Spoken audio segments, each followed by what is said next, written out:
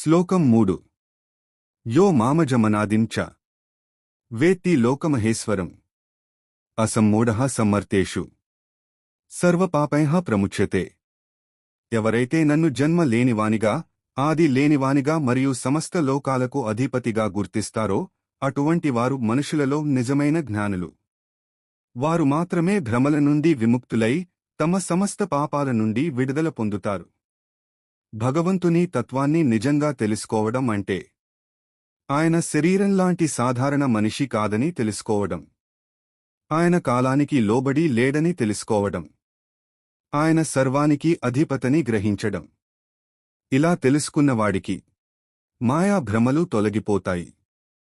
సారాంశం: భగవంతుని నిజతత్వాన్ని తెలుసుకున్నవాడు మోహం నుంచి బయటపడతాడు, పాపబంధాల నుంచి విముక్తి పొందుతాడు.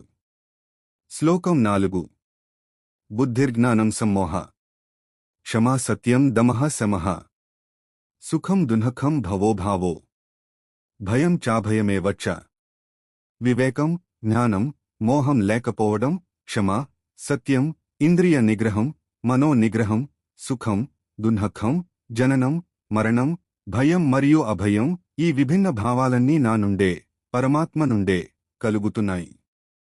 విశ్లేషణ: మనలో కలిగే సానుకూల, పాజిటివ్ మరియు ప్రతికూల, నెగటివ్ భావాలన్నీ ప్రకృతి సిద్ధంగా భగవంతుని నుండే వస్తాయని, వీటిని సమంగా స్వీకరించడమే యోగమని ఈ శ్లోకం అంతరార్థం.